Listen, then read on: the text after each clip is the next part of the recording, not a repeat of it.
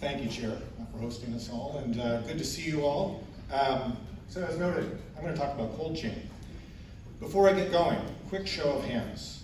How many people in the room think that the cold chain that your products travel in is great, works well, and has no issues? Raise your hand for me. Okay. Yeah, very good. How many think there are some problems, but on the whole, it works pretty well? Okay. That's a good start. This one is a bit cynical, but I'm going to ask it anyway. How many of you think that cold chain fundamentally is someone else's problem? Think about that honestly. Yeah. Okay, there we go. With that, let me go ahead. I'm going to talk with you about a technology that my company has developed for the transportation of temperature-sensitive goods. Cold chain, as you all know, is a chain, and the weakest link in that chain is what will break. That's what will cause the failure. Here's some statistics for you. For those of you who said it's working pretty well, we'll talk about definitions of pretty well after my talk. NIST, which is the National Institutes of Standard Technology in the US, did a study last year, 2021, looking predominantly at, in fact, COVID vaccine deliveries, saying that 35% of payloads went outside of temperature range. That's both freezing and above set temperatures. As a little note, I'm speaking primarily about 2 to 8 degrees C, so sort of standard refrigeration temperatures throughout this talk, but that is prelude. The other thing is that when we think about developing countries, there was a study completed in Kenya with their Ministry of Health looking at last mile logistics. This is after vaccines have arrived in the country and they've left a depot site, that fully 50% of those payloads were going outside of temperature range. So these are recent statistics. This isn't data from the 80s. This is current day cold chain and how it works or doesn't work. This is how most last mile is done.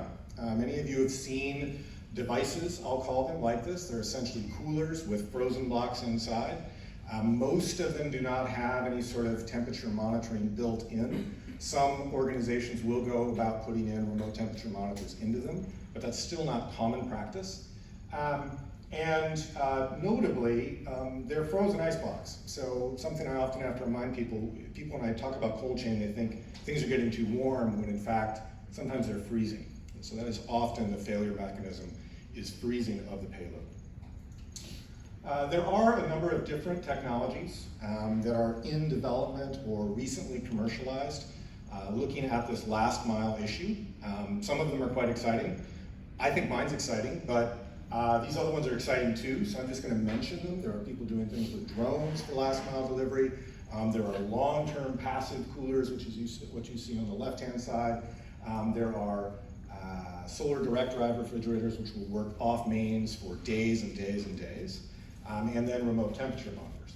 What we're going to talk about is a device that we in fact have downstairs. I invite you all to the micro booth 105, which is near where you get your coffee. And what it is a mobile autonomous refrigerator. So a portable device which uses thermoelectric cooling to provide a solid state cooling means for the payload. It's a nominal 10-liter volume. To give you some perspective, we use this quite extensively over the past 2 years in the pandemic. That will transport 800 doses of Moderna, right? So 80 vials of Moderna will fit comfortably inside. It incorporates lithium-ion battery packs that will run on battery for at least 16 hours at 43 degrees C. If you think more standard temperatures, not 110 degrees F, it will go for a day or two on battery power alone. It will take AC mains, you can plug it in a vehicle, and you can run it off solar power. Here's some little notes for people who don't remember their physics. Thermoelectrics is Peltier effect. We apply voltage to a chip. It moves heat, essentially it lifts it out of the inside. The advantage of this in our context is it's not a compressor, right? So it's not turning on and off, it's not cycling. It means for a very low maintenance device. Rechargeable lithium-ion batteries. These are fairly big batteries. There's almost a kilowatt hour of battery power inside this device, which does contribute to weight to a certain extent. But the big advantage of that, of course, is it'll run on battery, as I mentioned, for 16 plus hours in a remote session. It also can be charged from a variety of different sources. Something I didn't mention right away, but I will now tell you is super important, is that we have integrated a full monitoring package directly into the device. So at any point in time, I can tell you where in the world the device is via GPS. And again, if you come by the booth, I'll show you on my phone that the device is in Catalonia, right? That may not be too much of a surprise because it's by your feet. But if you are a supply chain planner managing a fleet of these devices, knowing where they are at any given time could be a great advantage. It's also worth noting that we keep a temperature log every 10 minutes of what the temperature is inside the device as well as ambient.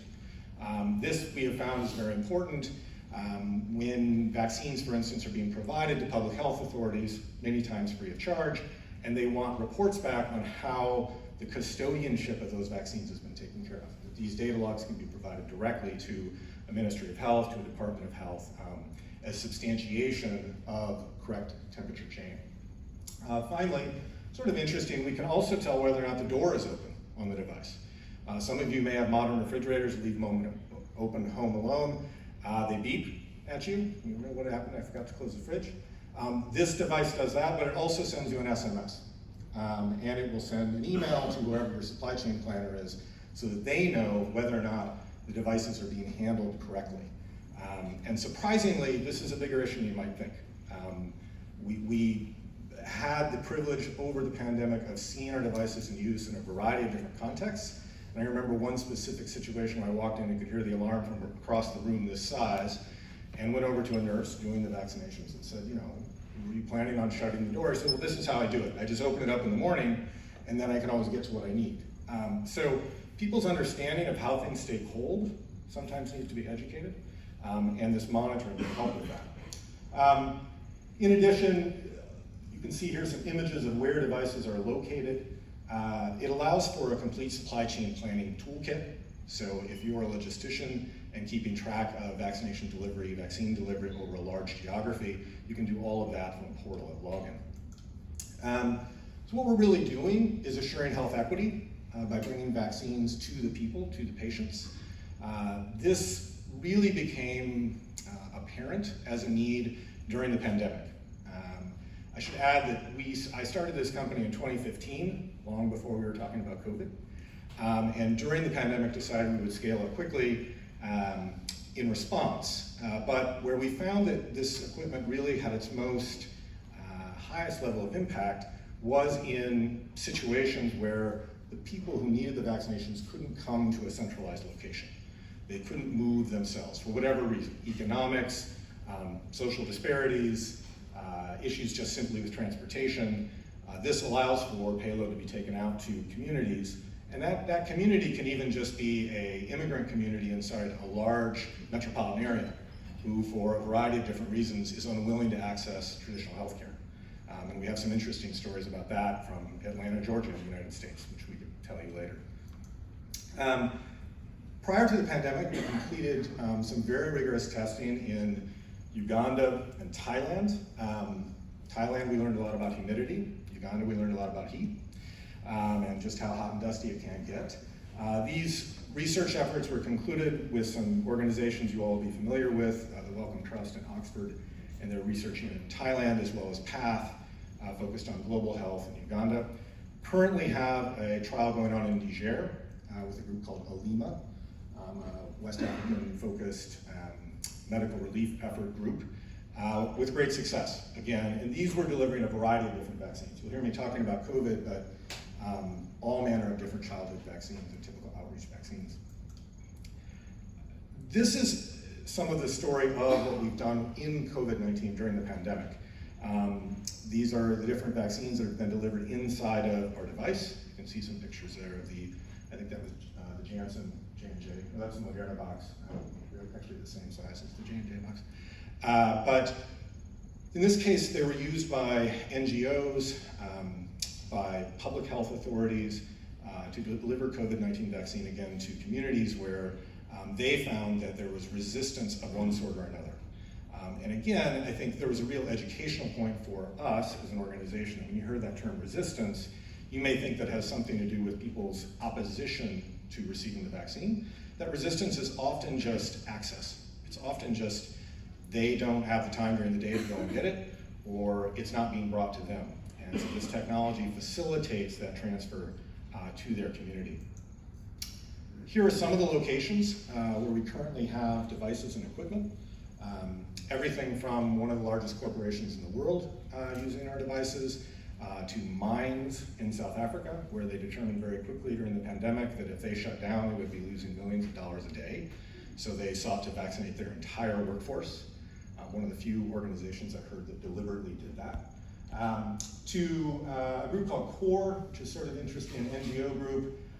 They have taken on the contracts to do the actual vaccine delivery, not the injections. They hire nurses to come and do that, but everything else, all the other logistics they handle.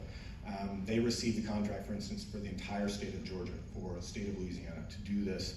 I think we often think your Department of Health is going to do that. Your Department of Health may subcontract that to another organization. Beyond just this single product you see in front of you, what I really want to emphasize is that we're focused on selling cold. We have a technology that allows us to tell you where your product is, that it's been kept at the proper temperature, how long it can stay in that box and stay at the proper temperature, notably because we can keep track of battery charge and recharge cycles. And we can tell whether or not it's been brought back safely if it was unused. So this allows us to integrate the entire system. So we're here at this conference. Again, I was going to joke at the beginning, sort of, we're Monty Python now for something entirely different. We're here at the conference because many of you are making things that need to stay cold for a period of time, whether it's from your lab to the next lab, or from that lab onto a production facility, or from that production facility out to customers. And what is striking to me is that with all of the work that goes on with quality control, and we have a whole medical device side of our business. I'm very familiar with quality control legislation and regulations. But with all the work that goes into that, you run the risk that during the last day before your products will be put into someone's arm, because of something as simple as a cooler, it will be rendered ineffective or less effective. So that's what I have to tell you about today. Thanks so much. I look forward to your questions.